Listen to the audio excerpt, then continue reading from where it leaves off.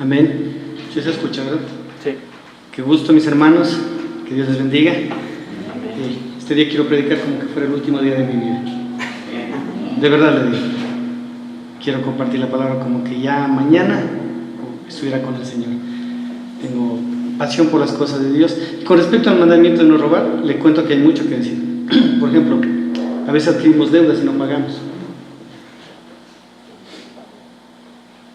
Por ejemplo, a veces decimos cosas de otras personas que no nos constan.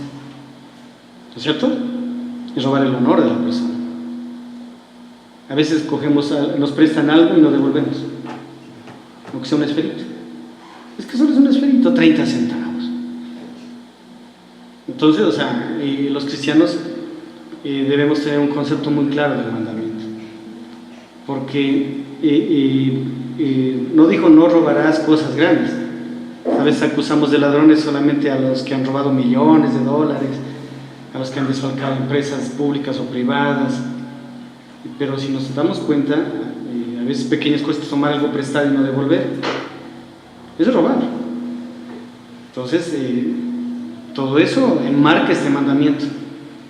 Y era tan fuerte el contexto del mandamiento en Israel, que si una persona robaba algo y no quería devolver, ¿sí?, hasta le cortaban la mano. Por eso el dicho ojo por ojo, diente por diente, mano por mano y todo eso. Es porque Israel había salido de un lugar donde estaban contaminados de una manera increíble. Y solo Dios podía cortar el pecado, a veces cortando físicamente. Por eso el Señor Jesucristo dice, si tu ojo te hace pecar, ¿qué dice? Córtatelo y échalo. Mucha gente piensa que es literal eso. No es literal, habla de la actitud. ¿Sí? Si la actitud pecaminosa mía me está llevando a que yo vea, desee cosas, no, debo quitar esa actitud pecaminosa y confesarla delante de Dios. Si tengo problemas con de pronto pedir cosas prestadas, un esfero, qué sé yo, y me lo quedo o sin querer, lo que debería hacer es ir y devolver ese esfero. Si no es ese día, el otro día, hay que disculpar, usted me prestó este esfero y me olvidé de devolverle, tenga la bondad. Porque para Dios robar ese esfero, ¿sí?, como robar $1 millón, es lo mismo. Es lo mismo. Delante de Dios ambos son culpables. Ambos son ladrones. ¿No es cierto? Como el que miente una vez, como el que miente 100 veces. O sea, no es la cantidad del dinero que se robe para ser ladrón. Es diferente, o sea, el juicio que pueda llevar la actitud pecaminosa es muy diferente, ¿no es cierto? Una persona que desfalque una empresa $1 millón, seguro le van a dar. Si lo cogen preso, lo van a mandar. Si lo cogen, lo van a mandar preso y va a tener que devolver el dinero. Y una persona que se lleve un esfero, nadie lo va a meter preso. Pero delante de Dios igual es pecado, ¿no es cierto? El uno y el otro deben devolver. Por eso la actitud de saqueo a la que se refirió Henry lleva a la condición de un verdadero arrepentimiento. Él dijo, o sea, en verdad, yo he robado. Yo me he dado cuenta que he robado. Entonces dijo, ¿alguien de aquí he perjudicado? ¿Cuántos alzarían la mano? Ahí no dice la Biblia. Pero imagino muchos, sí, tú me cobraste de más los impuestos. ¿Cuánto te cobré? Tenías que cobrarme 10 dracmas, me cobraste 50. Cuadriplicado. 40 dracmas de más por 4, 160. Tenga. Y de acuerdo al contexto de la Biblia lo hizo. Porque después vino la comida. Y hubo gran gozo. Y Jesús se regocijó. ¿Y qué dijo?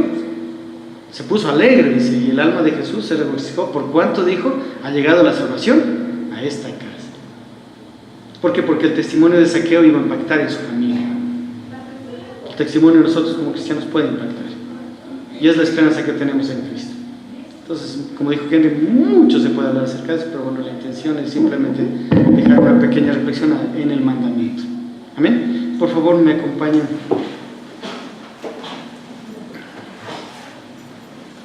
Bueno, antes de comenzar, quisiera dar unos anuncios. El día de mañana tenemos 7:15, estamos terminando el curso de evangelismo. Hemos hablado mucho acerca de lo que es el evangelismo, acerca de lo que es el evangelio, los principios del evangelio. ¿Por qué los cristianos evangelizamos? ¿Sí? ¿Y por qué al evangelizar nosotros no esperamos que la gente, anhelamos que la gente se arrepienta, pero no es necesariamente el resultado? Hay personas que en verdad se arrepentirán y reconocerán a Cristo como Señor. Habrá muchas que no lo hagan. Pero la misión de la iglesia es evangelizar sine qua non, sin importar si la gente se arrepiente o no. En muchas ocasiones la gente se arrepentirá. Gloria a Dios por eso. Pero en muchas ocasiones no lo hará. Igual gloria a Dios por eso. Todo debe ser hecho para la gloria de Dios. ¿Verdad? Hay un versículo que en esta mañana quisiera compartir. El contexto es muy amplio. Quiero compartir una pequeña parte. Y por favor, acompáñenme al libro de Jeremías, capítulo 2, versículo 13. Libro del profeta Jeremías, capítulo 2, versículo 13.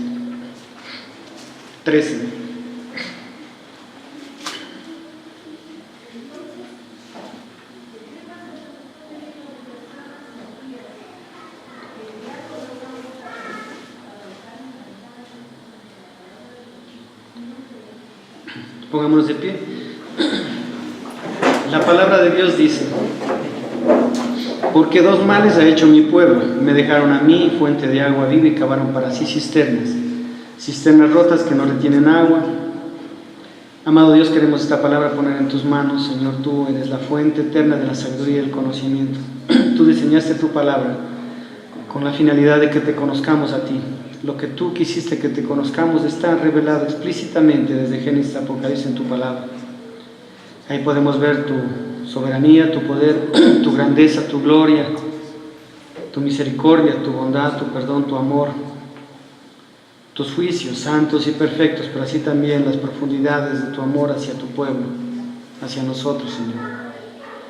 Que esta palabra que tú la inspiraste al profeta Jeremías, bendito Dios, hoy podamos aplicarla a nuestras vidas, con tu conocimiento, con tu sabiduría. Señor, no sabemos qué nos pueda deparar el mañana, no sabemos incluso qué nos puede deparar este día, pero lo que podemos confiar es que todo, absolutamente todo, está bajo el control de tu poder, de tu mano soberana.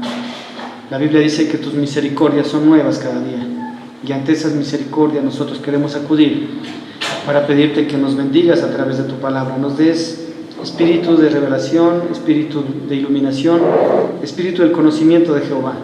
Danos a cada uno de nosotros para que podamos entender lo que ya está escrito, que la palabra sea predicada de manera fiel, sin contradicciones, sin condicionamientos, sin pecado, porque sabemos que el ser humano puede, bendito Dios, utilizar la palabra conforme a sus propios intereses, bendito Dios, pero en esta iglesia nos hemos esforzado y queremos seguir humillándonos delante de ti para no hacerlo conforme a eso. Queremos pedirte, Dios de los cielos, que tengas misericordia, que guardes nuestros corazones, tanto del predicador como del que escucha, sabiendo que ella viene de tus labios, de tu generosidad y tu gracia. Ponemos este tiempo en tus manos, en el nombre de Cristo Jesús. Amén y amén. Tomemos asiento.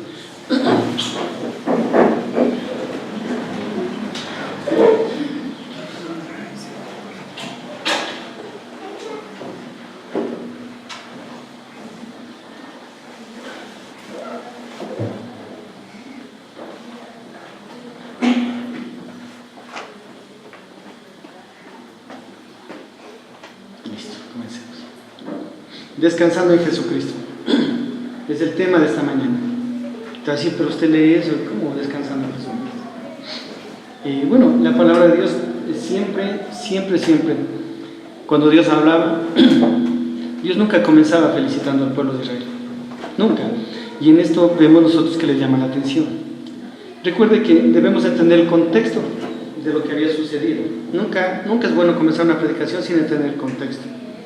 Israel era un pueblo que se había rebelado contra Dios y había comenzado desde la cabeza, desde su rey. Y a partir de eso el Señor levantó profetas como Ezequiel, como el mismo profeta Daniel, como el profeta Jeremías, que fueron profetas que hablaron acerca del cautiverio, especialmente Jeremías y Ezequiel. Son dos profetas. También tenemos al profeta Nahum y el profeta Joel, también habló. Pero principalmente al profeta Jeremías, porque fue un profeta que vivió tiempos y profetizó antes del cautiverio y durante el cautiverio. Un tiempo muy difícil para Jeremías, un tiempo muy difícil para Israel.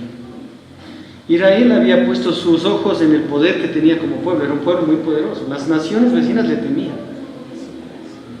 Raro era ver en ese tiempo, previo a esto y años antes, que alguna nación se atreva a molestar a Israel, porque conocían que esta nación había sido levantada desde Egipto para conquistar la tierra prometida a través de prodigios, señales y milagros increíbles, Y era una nación que sabía la historia del Dios de Israel. No tanto temían a Israel como nación, sino por el Dios que les protegía.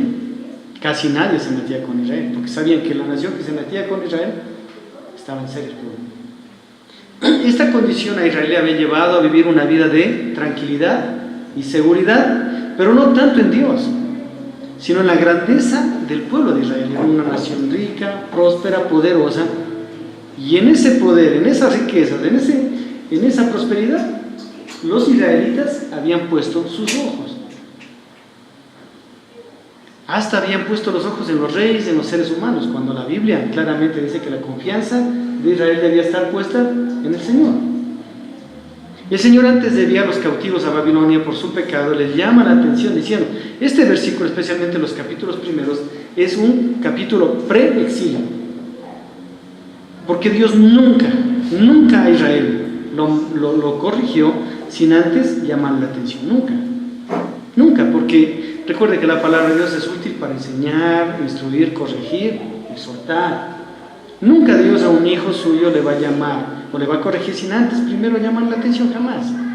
Es un buen padre. Y un buen padre primero actúa hablando,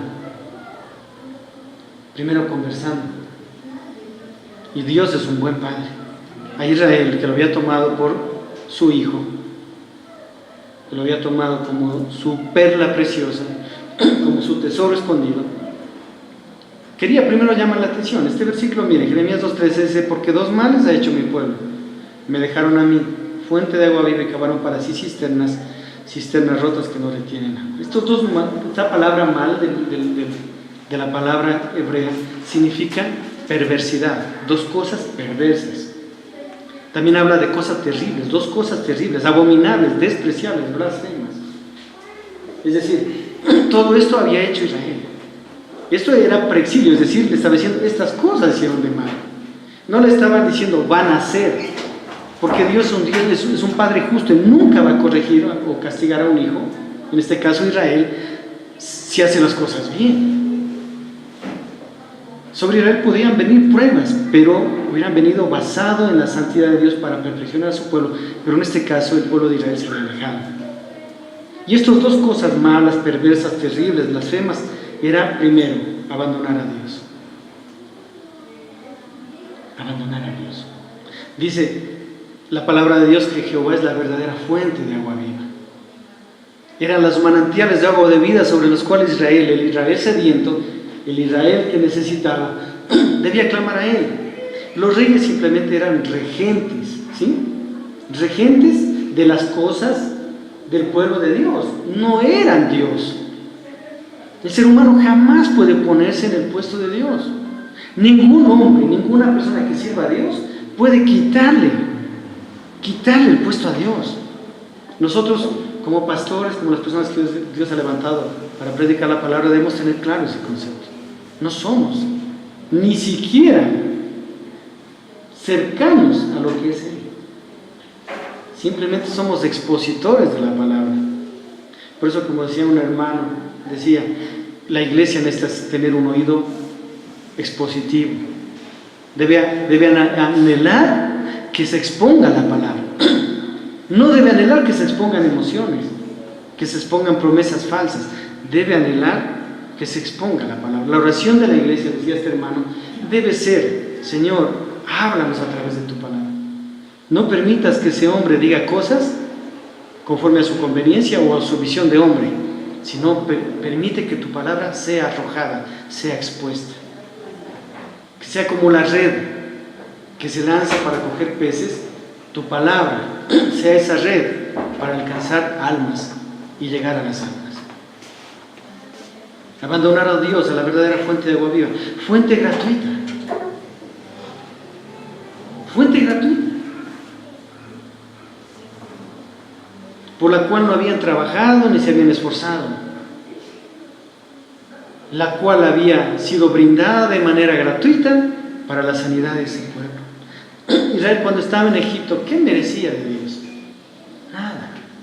Dios decidió salvarlos, liberarlos del cautiverio egipcio y llevarlos a una tierra prometida, a una tierra donde fluye leche y miel, por la cual ni siquiera trabajaron ni siquiera las tierras araron, ni cultivaron los campos, pero Dios había preparado esa tierra para que ellos la conquistaran y la disfrutaran. Es decir, todo lo que había venido sobre este pueblo de Israel había venido producto de la gracia, del amor y la misericordia de Dios. Sin embargo, ellos decidieron abandonar a Dios. Y ese fue el primer mal. El segundo mal, cavar cisternas. Teniendo un agua viva que estaba en la plenitud, para llegar a ella, Israel decidió cavar cisternas.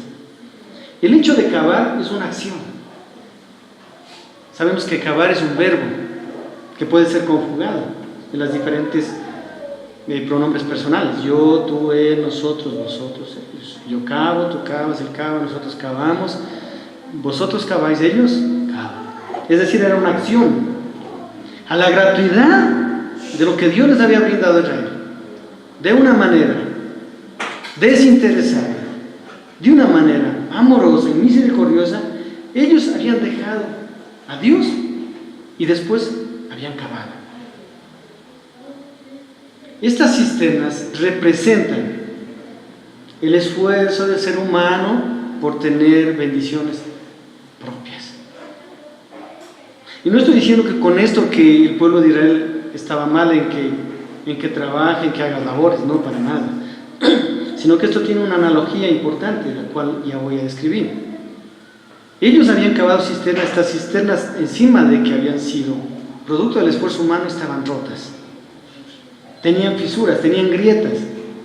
Por lo tanto, las aguas que ellos con tanto esfuerzo y labor acarreaban, se terminaba perdiendo a causa de esas grietas.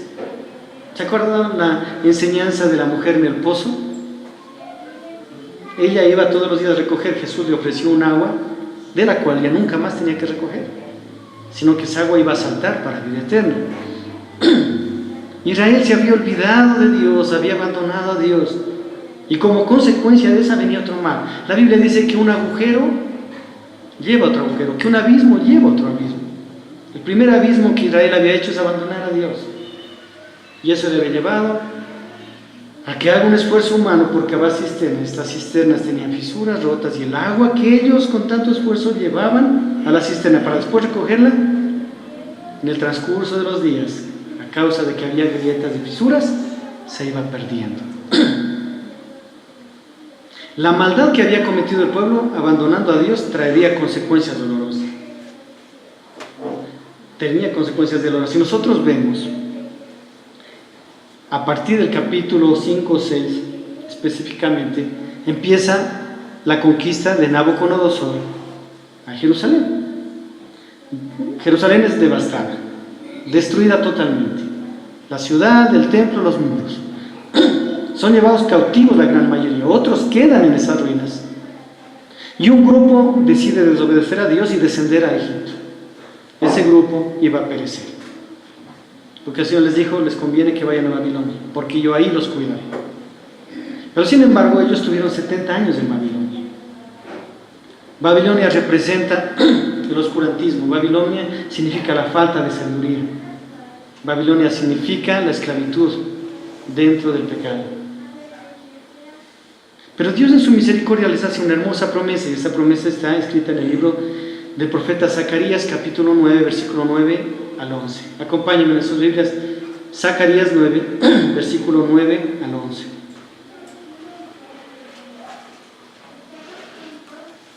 La palabra de Dios dice, versículo 9: Alégrate mucho, hija de Sión, da voces de júbilo, hija de Jerusalén.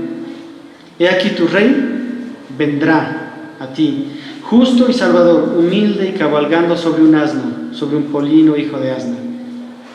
Y de Efraín destruyeron los carros y los caballos de Jerusalén, y los arcos de guerra serán quebrados, y hablará paz a las naciones. Su señorío será de mar en mar, y desde el río hasta los fines de la tierra. Y tú también, por la sangre de tu pacto, serás salva. Yo he sacado tus presos de la cisterna en que no hay agua. Esa es la promesa. La analogía de Dios en el libro que leímos anteriormente, en el libro del profeta Jeremías, capítulo 2, versículo 13, dice que dos males había hecho el pueblo. El uno era abandonar a Dios, y el segundo era cavar cisternas. Dios es un Dios de gracia y a partir de la misma palabra, Él les promete libertad futura. En el versículo 9 nosotros vemos Cristo profetizado en su primera venida. ¿Cómo vino Él? ¿Cómo entró a Jerusalén? Él no entró en un corcel blanco y con una armadura de guerrero. Él entró en un pollino, en un hijo de una asna, pequeño, delicado, débil, frágil, sentado sobre ese pollino. Miren, dice: alégrate mucho, hija de Sión. Hija de Sión habla de Jerusalén. Da voces de júbilo, hija de Jerusalén. He aquí, tu rey vendrá a ti, justo y salvador, humilde y cabalgando sobre un asno, sobre un pollino de asno. En el versículo 10 es Cristo profetizado en su segunda venida. Recuerde, el rapto no es segunda venida. Mucha gente predica que la segunda venida de Cristo es en 2 etapas. Mentira, eso no es verdad. El rapto no tiene que ver con la venida de Cristo, porque nunca pisa la tierra, sino la iglesia es levantada a las nubes del cielo para estar con Él. La segunda venida viene a reinar con todo poder y gloria con su iglesia. Dice: y de Efraín destruirá los carros, los caballos de Jerusalén, los arcos de guerra serán quebrados, y hablará paz a las naciones. Su señorío será de mar y mar, y desde el río hasta los fines de la tierra. Habla de la segunda venida del Señor Jesucristo, con poder y gloria. Ya no viene como cordero, viene como el león de la tribu de Judá. Ya no viene como un manso siervo, viene como un poderoso rey. Ya no viene a humillarse, viene a reinar y a someter a todos sus enemigos debajo de sus pies, hasta que ponga a todos tus enemigos debajo de tus pies. Ahí se cumplirá. Todo enemigo de Jesús será puesto debajo de los pies del gran Rey y Señor. Cristo profetizado en su segunda venida. El versículo 11 habla de Cristo por su sacrificio ofreciendo salvación. Dice: y tú también por la sangre de tu pacto serás salvo. Yo he sacado tus presos de la cisterna en que no hay agua. Cavaron cisternas. A la larga, hermano, que Israel, al confiar en las obras de sus manos, lo había llevado a que las cisternas de ellos y las que ellos habían edificado se conviertan en sus propias prisiones. Pero Dios en su misericordia prometió sacarlos de esas cisternas secas. Israel en Babilonia 70 años era un pueblo seco. Era tan seco, era como un árbol seco, la Biblia dice eso, que ellos hasta se olvidaron de su idioma. Ellos hasta ahí, hasta el capítulo 8 o 9 del libro de Jeremías, un poco más tal vez, es escrito en un idioma, en hebreo. A partir de esos otros capítulos es escrito en arameo. El arameo no es la lengua natal de los israelitas. El hebreo es el idioma natal de los israelitas, de los judíos. Por eso en Egipto, ¿cómo les llamaban? Los hebreos, porque ellos hablaban hebreo. En el cautiverio ellos adoptaron un idioma que no era de ellos, el arameo. El arameo era una lengua de los tiempos de los babilonios, que la adopta Israel. ¿Por qué? Porque vivían ahí. Y así como en Estados Unidos, si usted quiere comunicarse con la mayoría de gente, tiene que aprender el idioma inglés. Igualmente en Babilonia, para comunicarse, tenía que comunicarse y aprender el arameo. ¿Sí? Entonces el arameo se convirtió en la lengua de los judíos. Por eso ellos, cuando salieron del cautiverio, el maestro de la Biblia en ese tiempo, un exegeta que se llamaba Esdras, él tuvo que traducir, ¿sí?, la ley del hebreo al arameo para enseñarle al pueblo. Entonces, cuando el Señor habla a través del profeta Zacarías de esta promesa, Él dice: el hecho de que ustedes confiaron en las obras de su mano en vez de confiar en mí, les llevó a que caben cisternas. Esas cisternas se convirtieron en sus propios y en sus propias cárceles. Pero Dios en su misericordia prometió sacarlos de esas cisternas secas. Por eso, a través de profetas como Zacarías, el mismo Jeremías y otros profetas, les prometió que después de los 70 años del cautiverio de Israel en Babilonia, iban a ser liberados. Y esa promesa se cumplió en el tiempo de un rey llamado Ciro, ¿se acuerdan? ¿Sí? Y el Señor, a través de dos hombres, Esdras y Nehemías, permitió que fueran restaurados primeramente el templo, ¿sí?, y la ciudad, y al final los muros. Nehemías fue quien edificó los muros, y Dios lo usó a él. Y ahí se cumplió esta promesa de Zacarías para el pueblo de Israel. Ahora, ¿por qué yo le explico todo esto? Porque es necesario entender la historia. No podemos predicar una palabra para la iglesia desde el Antiguo Testamento sin entender toda la historia. Yo le he dado un pequeño resumen, mucho más amplio, mucho más amplio, pero es lo que sucedió.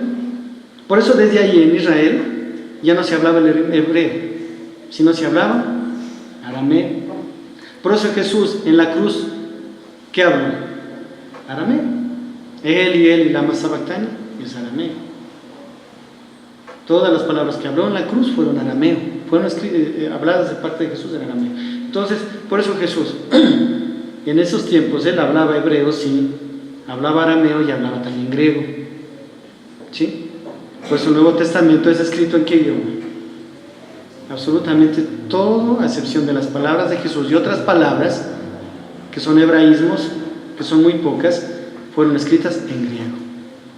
Por eso que sacan en el Facebook, que el código real, que la Biblia israelí, que por aquí por allá, esos son falsos, hermano. El Nuevo Testamento fue escrito en griego, no fue escrito en hebreo. Eso es mentira, hermano. Eso es falso. Eso es falso. Hay judaizantes, hay una parte de disque cristianos, especialmente los cristianos de Facebook, que les digo yo que son judaizantes. Son muy peligrosos, son muy peligrosos. Ellos quieren llevarnos y quitarnos la libertad que tenemos en Cristo para regresar a ciertas prácticas de la ley, como guardar el sábado, ¿sí?, como no comer carne de chancho, como no tomar café y cosas así. Se han de haber leído eso, ¿no es cierto? Y hacen pensar que la santidad está en las cosas externas que podamos hacer, cuando la santidad está en lo que Cristo hizo por nosotros y lo que Él está transformando nuestras vidas para su gloria, y cada día haciéndonos que nos parezcamos más a la persona de Cristo. Porque malo no es lo que entra en nuestro organismo, malo es lo que sale. Ahora, perdón, un cristiano debe cuidar su salud, claro, por supuesto, pero no tanto porque yo dejar de tomar café, dejar de tomar carne de chancho me va a hacer más acepto delante de Dios. Mentira, yo soy acepto por una sola obra, por la obra de Cristo en la cruz. Por eso yo soy acepto a Cristo. Por eso Dios me ama a mí. Él me ama por lo que Cristo hizo por mí, no por lo que yo pueda hacer por Él. Él no me puede amar a mí más cuando yo le agrado más a Él, y no me va a amar menos cuando yo le falle. Él siempre me va a amar igual, porque su amor hacia mí está basado en el sacrificio de la cruz, no en lo que yo pueda hacer por Él. ¿Sí? ¿Cómo podemos aplicar lo que yo le he explicado en nuestras vidas? Y en estos minutos, si Dios me da la gracia, quiero compartir eso. Hermano, los creyentes en muchas ocasiones podemos haber caído en el mismo error de Israel. Podemos haber caído. Por eso la predicación tiende a hablarnos a nuestros corazones. ¿En qué errores podemos haber caído en estos tiempos? Y podemos haber caído en el mismo pecado que tuvo Israel. Primero, abandonar a Dios. Dios es la verdadera fuente de agua viva. Jesucristo se entregó totalmente para darnos salvación y vida eterna, llenarnos de su espíritu, darnos gozo y satisfacción. Hermano, muchos cristianos hemos caído del primer amor. El llamado a la iglesia en la iglesia de Éfeso en Apocalipsis es: mira de dónde has caído. No mira a dónde has caído, no dice. Mira de dónde. Y muchas veces hemos caído del primer amor. Hermano, Dios nos ama con todo su amor. La iglesia es amada con todo su amor. Ninguno de sus hijos ha dejado de ser amado por Dios. Haga lo que haga. Yo lo que digo no es para que usted diga: no, de Dios siempre me ama, entonces voy a hacer lo que me dé la gana. Total, Dios siempre me va a amar. Sí, esa verdad es indiscutible. Haga lo que usted haga de malo, Dios nunca le va a dejar de amar. Porque es una verdad de la Biblia. Alguien decía: no predique, pastor, eso porque la iglesia se va a descargar. No, Yo, porque la iglesia no se descarría, voy a predicar mentiras. Hermano, el amor de Dios es incondicional. ¿Cómo puedo predicar que el amor de Dios cuando usted peque va a disminuir? Eso es una mentira. Eso es una mentira, hermano. El amor de Dios no cambia. Si yo digo que Dios le va a amar menos cuando usted peque, estoy mintiendo y blasfemando contra Dios. Porque una de las características de Dios fundamentales es que Él es inmutable. Y el carácter de Dios es inmutable. Él no cambia. Es como el padre del hijo pródigo. ¿El amor de ese padre cambió por el pecado de su hijo? Nunca cambió, porque cuando él regresó y le dijo: Padre, he pecado contra el cielo y contra ti. Me basta que me trates como un esclavo. Ese es el original. El original de él, cuando llegó al padre, le dijo: Padre, a mí me basta que me trates como un esclavo, porque los esclavos tuyos aquí en tu casa viven bien. Y yo, tu hijo, lejos de ti, casi viví como los puercos. Señor, me basta, Padre, que me trates como un siervo. Pero la condición del Padre nunca cambió. Él se le abalanzó, lo abrazó, lo besó. No le importó que estaba sucio. Lo llevó, lo hizo que lo lavara. Le puso vestiduras blancas. Le puso un anillo al dedo, sandalias. Le hizo un gran banquete. Porque ese amor de ese Padre nunca cambió. Decir que el amor de Dios ante el pecado del hijo, de sus hijos, cambia, es blasfemar contra un Dios que es inmutable. Por intentar que usted viva una vida acorde a las Escrituras, yo no voy a mentir lo que Dios es. No puedo hacerlo. De tal manera amó Dios al mundo que ha entregado a su único Hijo, para que todo aquel que en él crea no se pierda, mas tenga vida eterna. Es amor incuestionable. A Israel le dijo: con profundo amor te he amado, y mi amor nunca cambiaré. En Romanos dice que aunque nosotros fuéramos infieles, Él permanecerá fiel, porque Él es Dios. El amor de Él no depende del comportamiento del Hijo. Y así como padres, nuestro amor hacia nuestros hijos no debería depender nunca del comportamiento de ellos. Debe mantenerse imparcial. Debemos ser justos cuando tengamos que ser justos, pero sobre todo, nunca nuestro amor debe cambiar hacia nuestros hijos. Debemos ser incondicionales con ellos. Siempre. Siempre. Ellos habían abandonado a Dios y muchas veces nosotros podemos abandonar a Dios. Jesús dijo en Juan capítulo 7, versículo 37, en el último y gran día de la fiesta, dice la palabra de Dios: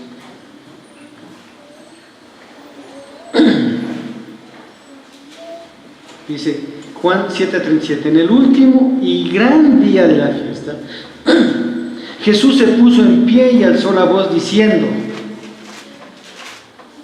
si alguno tiene sed, venga a mí y beba. O sea, les dijo: aquí hay una multitud. ¿Hay alguno que de mí tenga sed? ¿Sí se da cuenta el contexto? Ya la iglesia le dice eso. Hay alguien que de aquí tenga sed de mí. Y si tiene sed de mí, venga a mí.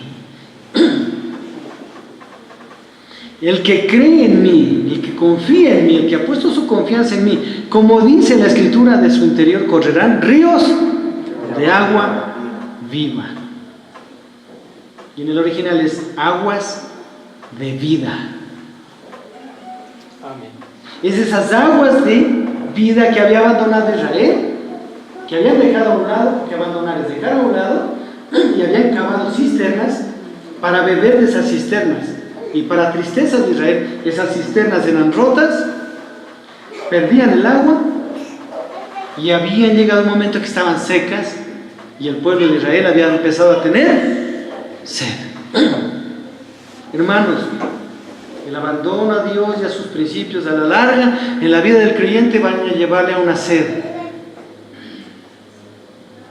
El abandonar a Dios, el dejarlo a un lado a Dios, dejar a un lado los principios de vida que están en la palabra de Dios, a la larga, tarde o temprano, en los hijos de Dios, van a llevar que los hijos estén secos.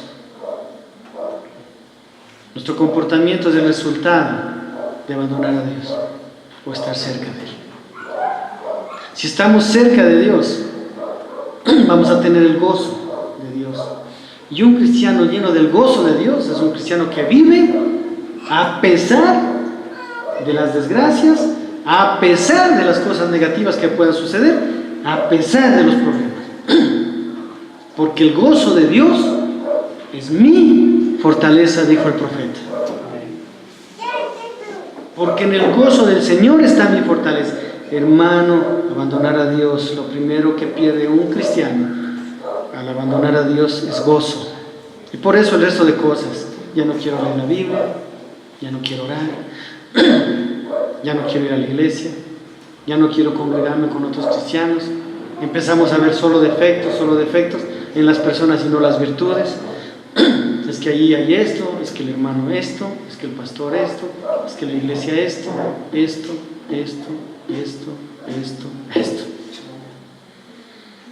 dejamos a un lado de entender que así como nosotros todavía fallamos, ellos todavía fallan. Y empezamos a exigir lo que nosotros no somos y peor damos. La pérdida de gozo en el creyente tiene una base, y la base es abandonar a Dios. Que nunca nos abandona. Si la relación con Dios ha empeorado en nuestras vidas, no es a causa de Él. Él nunca se mueve del centro, jamás se mueve. Es como el sol, es el que ilumina los planetas. Si hay sombra es porque el planeta se ha alejado del sol. Igual, si hay sombra en nuestras vidas, no es porque Él se ha alejado de nosotros. Él nunca abandona a sus hijos, hermano. El hijo pródigo, ¿el papá se fue? ¿Quién se fue? ¿Él? ¿Quién tuvo que regresar? Él. ¿Y el papá se movió de su casa? ¿No? Cuando regresó, ¿el papá estuvo ahí? ¿Lo recibió? ¿Lo recibió como siervo? ¿Cómo lo recibió? Como hijo. Porque un hijo de Dios nunca deja de ser hijo. Jamás. Esa condición de hijo nunca se pierde. Pero debemos considerar en nuestra vida cómo está nuestra relación con Dios. Hermano, en mi vida, cuando yo he estado mal, le voy a ser sincero, muchas veces eché la culpa a otra gente. Pero cuando el Señor permitió que regrese a Él, me di cuenta que siempre el problema fui yo. Y que yo debía arreglar las cosas con ellos. Yo debía arreglar. Y no puedo arreglar las cosas con los demás si primero los negocios no arreglo con el Señor. Con Él debo arreglar. Por eso David, cuando oraba, decía: Señor, muestra si en mi corazón hay maldad. Él decía: porque yo sé que mi pecado está delante de mí. Cuando él regresó al Señor, su vida fue transformada. Y la condición de ser un hombre conforme al corazón de Dios nunca cambió. Ser un hombre conforme al corazón de Dios no es ser un hombre que nunca falla, no es ser una mujer que nunca falla. Ser un hombre o una mujer que se pone delante de Dios de gracia y misericordia y reconoce que contra Él se ha pecado. Y que a consecuencia del pecado el resto de cosas han venido a la vida. Cavar cisternas. Cuando abandonamos a Dios, mi querido hermano, fuente de agua de vida, del cual procede toda la grandeza del Espíritu Santo sobre nosotros, y del cual nos llena de gozo, de paz, y hace que nuestras vidas cada día vayan más y más resplandeciendo a la imagen del Hijo de Dios. Nuestras vidas van tomando la plenitud de aquel que nos amó y se entregó en la cruz por nosotros. Basta mirar la Biblia y veremos siempre a ese Dios de gracia y de bondad, que cuando un hijo peca, lo único que quiere es que regrese a Él. Abandonar a Dios. La consecuencia de abandonar a Dios es otro pecado: cavar cisternas. Allí cavamos cisternas. Es decir, en lugar de confiar en su dirección, en su poder, en lo que Él es, hemos confiado en nuestras posibilidades. Nos hemos esforzado humanamente y no hemos logrado conseguir nada. Nuestras vidas se han frustrado, se han fisurado. Una manera de cavar cisternas es dejar a un lado el consejo de Dios, dejar a un lado la palabra de Dios. Es querer solucionar mi matrimonio, querer solucionar mis problemas con mis hijos, querer solucionar mis problemas en el trabajo, mis problemas en el hogar, con mi filosofía, con las experiencias de otros cristianos o con los consejos de otras personas que en diferentes áreas han triunfado. Esa es una manera de cavar cisternas, abandonar el consejo de Dios. En cualquiera de nuestras vidas, suponer que esto o aquello, porque me hace sentir bien, es de Dios. Si te sientes bien, hazlo. ¿Con esa persona te sientes bien? Sigue con esa persona. No, hermano. No es cuestión de sentirse bien o sentirse mal. Es cuestión de qué dice la Biblia acerca de este punto. ¿Qué dice la Escritura? ¿Qué dice la Escritura que yo debo ser como esposo? ¿Qué dice la Escritura que yo debo ser como esposa? Que yo debo ser como hijo, que yo debo ser como padre, que yo debo ser como oveja, que yo debo ser como pastor. ¿Qué dice la Escritura? Hemos abandonado el concepto de Dios, el consejo de Dios, y nos hemos refugiado en consejos de hombres. Eso es cavar cisternas. Eso es cavar cisternas. Todo debe pasar por el filtro de la palabra de Dios, todo. Tenemos grietas a causa del pecado. Nuestras vidas están fisuradas por el pecado. Nuestras vidas están metidas en cárceles de cisternas a causa de la desobediencia. Y nuestro gozo se ha escapado por esas grietas. Yo voy a decirlo de manera tangencial. El gozo que se ha perdido en la vida de la iglesia del creyente es a consecuencia de que se ha confiado más en todo y menos en Él. La vida de tristeza en el creyente, de pérdida del gozo, ha sido consecuencia de la confianza que hemos tenido en todo, menos en Dios.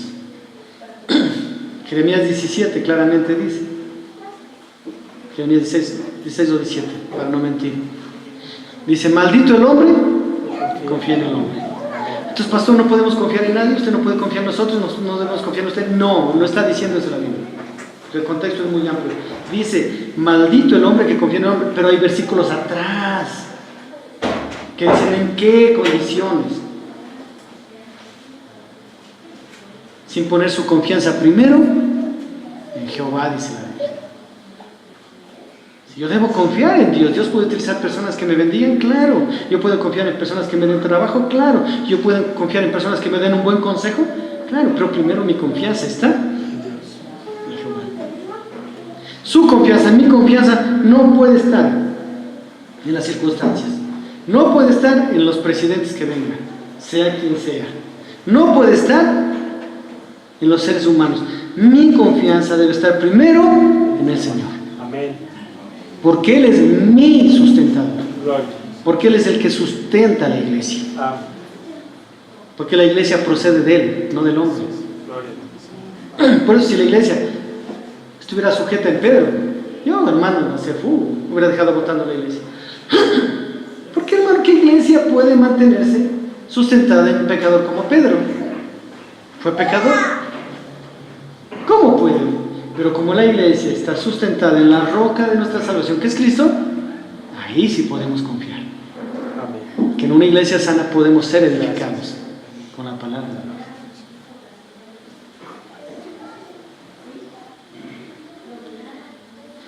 Esto ha traído a nuestras vidas la pérdida del gozo a causa de la desobediencia, el pecado, que son grietas por donde se escapa el gozo. Ha traído dolor, insatisfacción y tristeza a nuestras vidas. Hermano, yo estoy convencido de esto. Ningún hijo de Dios que vive en pecado puede vivir en tranquilidad y gozo. Esa es mi convicción. Es imposible. Es imposible. Porque Dios diseñó que Cristo sea su gozo. Ese es el diseño de Dios. Sin Cristo no puede haber gozo. Sin Cristo no puede haber satisfacción. Sin Cristo no puede haber dinero, puede haber lo que quiera. Dinero, prosperidad, viajes, lo que sea. Sin Cristo, lo más importante, que es el gozo de Dios, no existe. No puede existir. Por eso, hermano, una promesa hermosa que tiene la iglesia, que está escrita en Mateo 11, 28 al 30, y que son palabras de Jesucristo. Todo es palabra de Dios, ¿no? Que no es Apocalipsis, ¿no? Porque hay gente que tiene Biblias que subraya de rojo, que esto es palabra de Jesús, y lo otro no es palabra de Jesús. Todo es palabra de Jesús. Lo uno son palabras dichas por Jesús, que tienen la misma autoridad que las palabras dichas por Isaías. No. O sea, porque fue dichas por un profeta de Dios, Isaías, son de menos valor por las palabras dichas por Jesús, ¿no? Porque todo es palabra de Dios, hermano. La una es palabra de Dios dicha directamente por el Señor Jesucristo, pero tiene el mismo valor que la palabra dicha por el profeta Elías, porque fue el mismo Espíritu Santo la que inspiró eso. Por eso nosotros creemos en la plenitud de la palabra, ¿sí? Nosotros creemos en la inspiración de la palabra de Dios, en la suficiencia de la palabra de Dios. Toda la escritura, de Génesis, Apocalipsis, es palabra de Dios. La Biblia no contiene la palabra de Dios. La Biblia es la palabra soplada de Dios. Amén. Una iglesia cristiana está convencida de eso.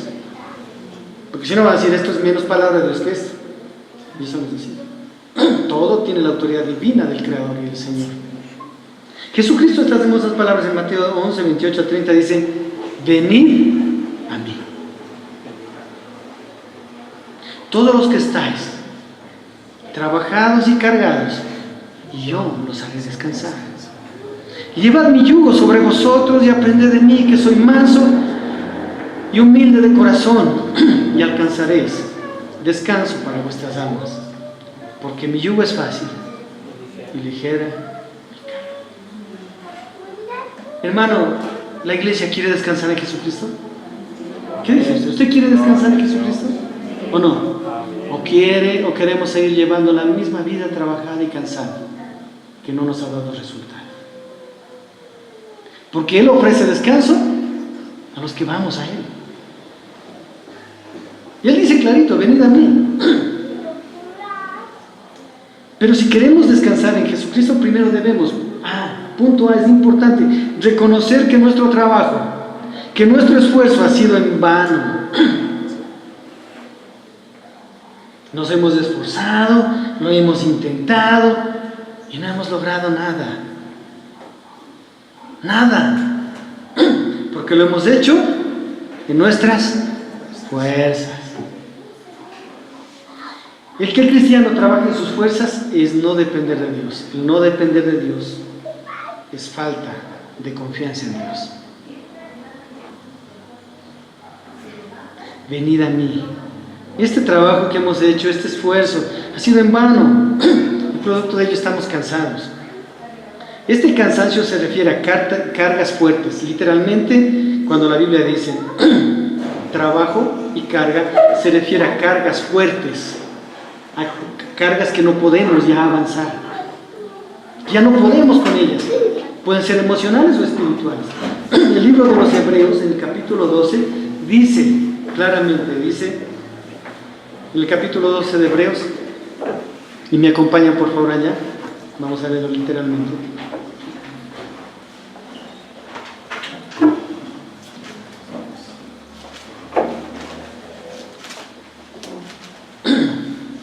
Dice el versículo 1, dice: por lo tanto también teniendo alrededor nuestra tan grande nube de testigos, despojémonos de todo peso y del pecado que nos asedia. Cuando habla de peso, habla de eso, porque dice dos cosas: peso y pecado. Cuando dice trabajados y cargados, no se refiere necesariamente al pecado, se refiere al trabajo y al esfuerzo basado no en las fuerzas que Dios nos puede dar, sino en nuestras propias fuerzas. Hermano, tarde o temprano nuestras fuerzas nos van a fallar. Por eso tratar de vencer al pecado, nuestras fuerzas puede dar resultado por un tiempo, ¿sí? Sí puede dar. Perdón, hay moralistas en el mundo que son fieles a su esposa basando sus fuerzas y por un tiempo lo son, ¿sí? Pero tarde o temprano, esas fuerzas le van a fallar. y va a caer.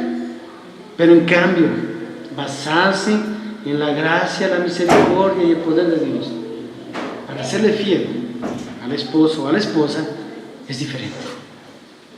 Entonces el Señor dice claramente: venid a mí los que están trabajados y cargados. Esas cargas fuertes emocionales y espirituales están destruyendo la vida, y estoy claramente diciendo, están destruyendo la vida del creyente, destruyéndolo, están desmoronando, están haciéndolo pedazos poco a poco, poco a poco. Tiene el contexto de una gotera continua sobre una roca. Es comprobado que una gotera continua sobre una roca, tarde o temprano, la fractura y la destruye. Si queremos descansar en Jesucristo, primero debemos reconocer eso, hermano. Si no lo hacemos, difícilmente. Segundo, ir a Él. En el original también significa regresar a Él. Es lo mismo que el hijo pródigo cuando dijo: diré, regresaré a la casa de mi padre y le diré: Padre, he pecado contra el cielo y contra ti. Pero antes de eso hay una palabra. ¿Alguien se acuerda cuál es esa palabra que dijo él, el hijo pródigo? Dice: y volviendo él, significa regresando a la cordura. No podemos regresar a Él si primero nos regresamos a la cordura. Hermano, tenemos que regresar a la cordura. Y la palabra de Dios, solamente la palabra de Dios nos da cordura, hermano. Lejos de ella, los hombres somos insensatos. Lejos de Dios, este hombre insensato dijo: alma mía, regocíjate, mira cuántos bienes tienes. Mira esos hilos grandes, pero ya no alcanzan tanto grano. Voy a destruir esos hilos, voy a hacer hilos más grandes. El Señor le dice: insensato, insensato, esta noche vas a morir. Necio, insensato, arrogante, loco. Van a pedir tu alma. ¿Y qué darás tú por tu alma? ¿Esos hilos valdrán algo para tu alma? ¿Todo lo que tienes valdrá algo para tu alma? Por eso el hijo pródigo, volviéndose en sí. Hermanos, si nos reconocemos que estamos cargados, trabajados, si nos reconocemos que como hemos estado viviendo no ha dado frutos dignos para la gloria de Dios, hermano, lo más cuerdo es reconocer y regresar a Él. Amén. Ir a Él, volver a Él. También Jesús dice que debemos llevar su yugo. ¿Qué es el yugo? Físicamente es un palo que atraviesa de un buey al otro buey. Los bueyes les ponen una coraza de madera que viene unas como horquetas, ¿se han visto? Y en cada horqueta le amarran bien. Entonces el buey tiene que ir paralelo, y si lo mueve el agricultor, el guía de ese buey hacia el lado izquierdo, irremediablemente el de la derecha va con él. Nosotros tenemos un yugo, y ese yugo está amarrado a Cristo. Y el buey fuerte, digámoslo así, no somos nosotros. ¿Se me va a entender? Sí. Es Él. Amén. Cuando dice mi yugo es fácil, está diciendo sígueme, eso es fácil. Porque te he dado la palabra, te he dado el Espíritu Santo, obedéceme. El yugo fácil, el que debemos seguir, es la obediencia a Cristo. Por eso un versículo que yo lo estoy nombrando semana a semana, desde hace algunas semanas atrás, es 2 Corintios 10:3, derribando todo argumento y toda altivez que se levanta en contra del conocimiento de Dios, y sometiendo todo pensamiento a la obediencia fiel a Cristo. Hermanos, tenemos que aprender a ser fieles a Cristo, a obedecerle a Él, sin cuestionarle, hermano. El gnosticismo cuestiona todo. Los gnósticos cuestionan todo, quieren conocer a Dios con su pensamiento. Es imposible. Nadie puede conocer a Dios con su pensamiento. Por eso el cristianismo es logos en mí y experiencia a través de logos, no de otra forma. Toda experiencia que usted pueda tener con Cristo tiene que ser basado en la palabra de Dios, en el logos. Porque Dios no hace experimentar cosas fuera de lo que Él es. Nunca. Nunca, jamás lo haría. Él no se puede contradecir, Él es Dios. Nunca lo haría. Entonces, regresar a Él, llevar su yugo, aprender a obedecerle a Él y y aprender de Él. Porque mire lo que dice: y aprender de mí, que soy ¿qué? Manso y humilde de corazón. Pero pastor, el Señor Jesús muchas veces se enojó, 2 veces se enojó y mandó sacando a los ladrones con un látigo. ¿Cómo va a ser mansedumbre eso? La mansedumbre tiene que ver esto, y le voy a explicar. Él, cuando le ofendían a él, ¿cómo se comportaba? ¿Se ponía agresivo o lo que sea? Callaba. Como oveja muda fue al matadero, no abrió su boca. Pero cuando ofendían a su padre y a la palabra de su padre, ¿qué hacía? Se molestaba, se incomodaba. Y actuaba con la autoridad que le había dado Dios.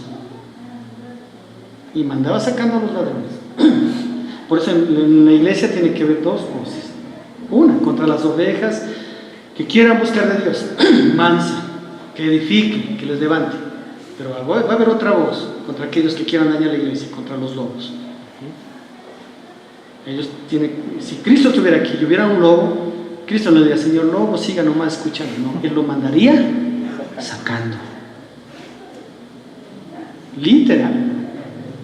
Eso muestra el carácter de Él. Por eso la iglesia es para los hijos de Dios, ¿sí o no? Amén. Es para que un hijo de Dios aprenda, se edifique, crezca, porque quiere buscar a Dios, ¿sí o no? Siempre, perdón, la iglesia fue edificada por eso. Entonces, ¿qué debemos aprender del que es el manso y humilde de corazón? No simplemente la doctrina acerca de Cristo, ¿sí? Sino al mismo Cristo. ¿Sí? ¿Debemos aprender doctrina acerca de Cristo? Sí, pero esa doctrina de Cristo debe llevarnos a conocerlo al Cristo de la doctrina. ¿Sí van a entender? Lo uno es la palabra en mí y lo otro es la manifestación de Cristo en mí. Y la manifestación de Cristo en mí es que me vaya día a día transformando. Amén. No significa que no voy a fallar, significa que voy a fallar, pero cuando peque yo voy a reconocer. Si he pecado contra uno, le voy a pedir perdón a uno. Si he pecado contra 10, le voy a pedir perdón a los 10. Ese es el cristianismo, hermano. No es un cristianismo que no falla, es un cristianismo que está dispuesto a admitir su error, su pecado y pedir perdón. Amén. Eso va a traer recompensas del cielo, hermano. No, total, ya le pedí perdón a Dios, ya punto. Nada más, no es así, hermano. Si yo ofendo a mi esposa, debo pedirle perdón a Dios y a mi esposa. Si ahí estaba mi hijo y mi hija y ellos escucharon mi ofensa, debo pedirles perdón a ellos. Si por mala suerte me aloqué y cuando yo ofendí estuvieron 20, mala suerte para mí, pero a esos 20 tendré que llamarles o escribirles y pedirles perdón. Amén. Porque eso es el Evangelio, hermano. Eso se llama restitución. Es lo que hizo Zaqueo. El verdadero arrepentimiento lleva frutos, hermano. Ese cristiano es levantado, exaltado, y Dios le da victoria. Es decir, no solamente es hablar acerca de la doctrina de Cristo, sino que el mismo Cristo de la doctrina empiece a vivir y ser más real en mí. Es decir, un proceso de llegar no meramente a conocer a la persona de Cristo, sino también de aplicar este conocimiento a fin de caminar de manera diferente al resto de las personas. Llegar a saber, dice la Biblia, a conocer. El cristianismo genuino es un cristianismo que transforma vidas. Amén. Porque la Biblia dice que hasta que lleguemos a la estatura del varón perfecto, esto es a la estatura de Cristo, no del pastor, no de Gabriel, no de gente que somos pecadores fallidos, es a la estatura y plenitud del varón perfecto, Cristo Jesús. Si usted apunta a ser como uno de nosotros somos pecadores, hermano, está lanzando la piedra a 2 metros. Lance la piedra a 50, 60 metros a apuntar a ser como Jesús. Él es nuestro ejemplo. Y lógicamente tenemos que nosotros ser ejemplo de la grey, claro. El apóstol Pedro lo dice claramente. Aprender de él. Mansedumbre, humildad. Cuando lo ofendan, hermano, cállenlo, dejen en manos de Dios. Dejen en manos de Dios. No se vuelve igual que él. Humildad, reconocimiento. La Biblia dice que ninguno tenga mayor concepto del que deba tener, que ponga a todos a un nivel más alto. Es decir, yo debo tratar a ustedes como que ustedes son superiores a mis puntos.